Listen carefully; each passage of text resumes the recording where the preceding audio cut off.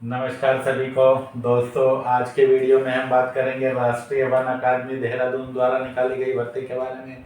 दोस्तों, जैसा कि आप देख रहे हैं, Indira Gandhi national forest academy Dehradun द्वारा भर्ती निकाली गई है, जिसके लिए सिर्फ ओबीसी वर्ग के आवेदक ही आवेदन कर सकते हैं। इन पदों पर भर्ती के लिए अंतिम तिथि की बात करें तो 1 दिसंबर 2023 यहाँ पर इन पदों पर भर्ती के लिए अंतिम तिथि रहने वाली है। पर्यावरण, वन और जलवायु परिवर्तन मंत्रालय, भारत सरकार के अंतर्गत यह पद आते हैं। अटेंडेंटों के पदों पर भर्ती है, जिसके लिए पुरुष और महिला कोई भी अपना ऑफलाइन आवेदन भेज सकता है। पदों पर भर्ती के लिए कोई भी शुल्क यहाँ पर दे नहीं है, निःशुल्क यह भर्ती है। योग्यता की बात करें तो कम से कम आवेदक है यहाँ पर 10वीं पास आपका होना चाहिए।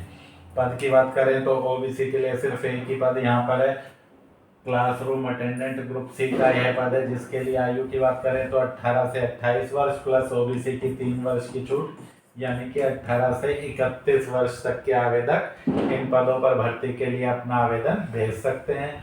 वेतनमान की बात करें तो 18,000 से 56,900 और योग्यता की बात करें तो 10वीं है, वह विज्ञान विषय सहित पास होनी चाहिए और कम से कम 6 माह का इलेक्ट्रॉनिक या इलेक्ट्रिकल ट्रेड का प्रमाण पत्र होना चाहिए। यदि 6 माह से अधिक 1 साल या 2 साल का है तो भी आवेदक आवेदन कर सकते हैं। इसके अलावा आपको कार्य का 1 वर्ष का अनुभव भी होना चाहिए।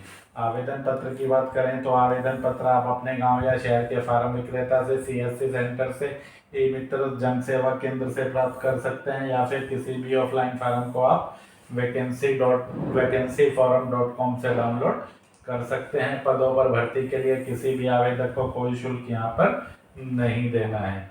आवेदन भेजने के पते की बात करें तो आपको यह आवेदन डाक के माध्यम से भेजना है। आप अपना आवेदन पंजीकृत डाक या स्पीड पोस्ट के माध्यम से associate professor admin Indira Gandhi national forest academy, post office new forest Dehradun, pin code है 248,006 उत्तराखंड। इस पते पर आप अपना आवेदन स्वयं सत्यापित आप डॉक्यूमेंट के साथ भेज सकते हैं। आपको इस आवेदन के साथ जो डॉक्यूमेंट लगाने हैं वह है आपका 10वीं का प्रमाण पत्र। इसके अलावा आपका इलेक्ट्रिकल या इलेक्ट्रॉनिक का जो 6 महीने का या 1 साल या 2 साल का ट्रेड प्रमाण पत्र है, वह जाति प्रमाण पत्र यानी कि ओबीसी का प्रमाण पत्र, एक स्वयं का पूरा डाक पता लिखा लिफाफा। लिफाफे पर आपको यहाँ पर डाक टिकट लगाने की आवश्यकता नहीं है।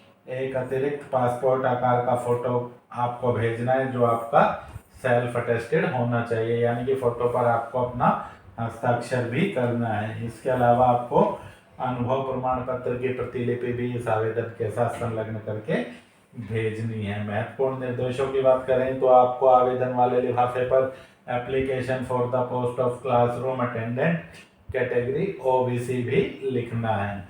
दोस्तों, इस पद का विज्ञापन आप देखना चाहें तो 11 नवंबर के रोजगार समाचार में आप इस भर्ती का विज्ञापन देख सकते हैं। यदि दोस्तों आप किसी भी ऑफलाइन या ऑनलाइन भर्ती से संबंधित जानकारी प्राप्त करना चाहते हैं तो आप हमारे टेलीग्राम चैनल सिंघल प्रकाशन से जुड़ सकते हैं। टेलीग्राम चैनल से जुड़ने का लिंक इस वीडियो के डिस्क्रिप्शन में दे दिया है। यदि आप इस फार्म को भरना चाहते हैं और आपको फार्म नहीं मिल रहा है तो फार्म डाउनलोड करने का लिंक भी इस वीडियो के डिस्क्रिप्शन में है, या फिर आप किसी भी ऑफलाइन फार्म को vacancyforum.com से आप यहाँ से डाउनलोड कर सकते हैं। फार्म आपको किस प्रकार से भरना है देखिए। सबसे पहले कॉलम में बात करें तो इस कॉलम में आपको अपना कैपिटल लेटर में 10वीं के प्रमाण पत्र के अनुसार अपना नाम लिख देना है, जो भी आपका नाम है। यहाँ पर आपको अपना एक फोटोग्राफ चिपका देना है और उस पर अपना हस्ताक्षर भी कर देना है। फादर्स नेम में आपको अपने पिता का नाम लिखना है। इसके बाद कॉलम नंबर 3 में आपको अपनी जन्म तिथि लिखनी है।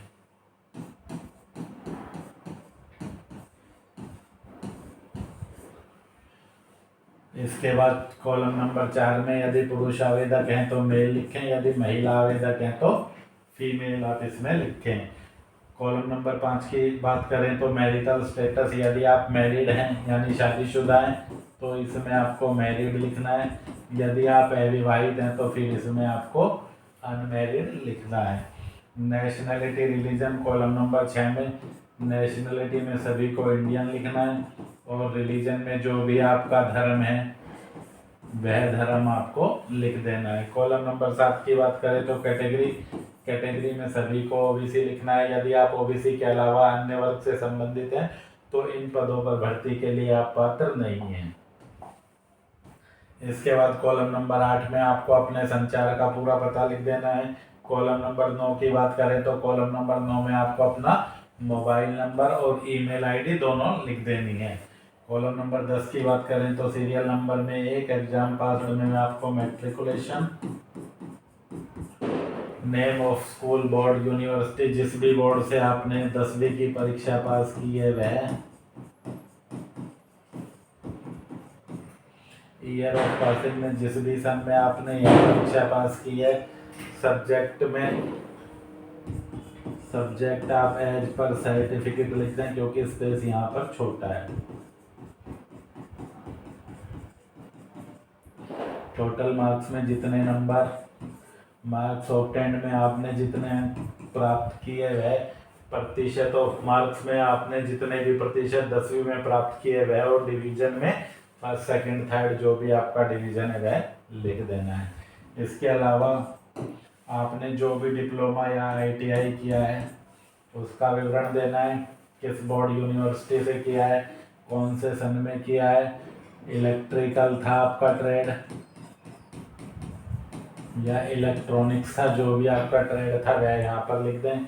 इसी तरह से कुल नंबर जितने आपने प्राप्त किए वह, जो आपका प्रतिशत है वह, और डिवीजन इसमें भर दें। एक्सपीरियंस में बात करें तो कब से कब तक आपने एक्सपीरियंस लिया, जैसे मान लीजिए आपने 1 अप्रैल 2021 से और जब तक यह अनुभव लिया, जैसे ये डेट लिखी है वैसे ही आपको यह डेट भी लिखनी है। ड्यूरेशन आपकी 1 ईयर है, 2 ईयर है, 6 मंथ है, जो भी है आपको यहाँ पर लिख देनी है।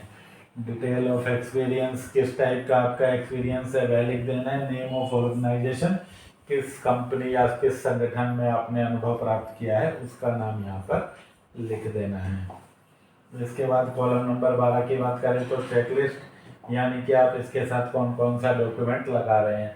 Self attested copy, age proof यानी 10वीं का प्रमाण पत्र, एजुकेशन सर्टिफिकेट के लिए आपका 10वीं का प्रमाण पत्र, और जो भी आपने इलेक्ट्रिकल या इलेक्ट्रॉनिक्स में ट्रेनिंग ली है उसका सर्टिफिकेट, ITI है तो ITI का सर्टिफिकेट, कास्ट सर्टिफिकेट यानी OBC का प्रमाण पत्र, एक्सपीरियंस सर्टिफिकेट यानी जो भी आपने काम किया है उसका अनुभव प्रमाण पत्र। इसके अलावा आपको एक फोटो फार्म पर चिपकानी है और एक फोटो उसी के साथ के अपने हस्ताक्षर कर साथ में भेज देनी है।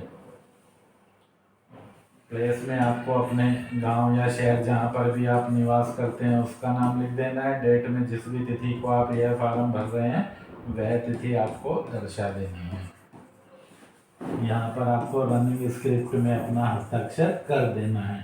दोस्तों रनिंग स्क्रिप्ट में हस्ताक्षर करें, कभी भी कैपिटल लेटर में आपको हस्ताक्षर नहीं करना है। बाकी सभी कॉलम फार्म के आपको अंग्रेजी के कैपिटल लेटर में ही भरने हैं। तो दोस्तों वीडियो में अंत तक बने रहने के लिए धन्यवाद। वीडियो पूरा देखने के बाद भी यदि आपका कोई कमेंट है तो आप हमें कमेंट सेक्शन में कमेंट करके पूछ सकते हैं। मिलते हैं जल्दी अगली वीडियो में। जय हिंद, जय भारत।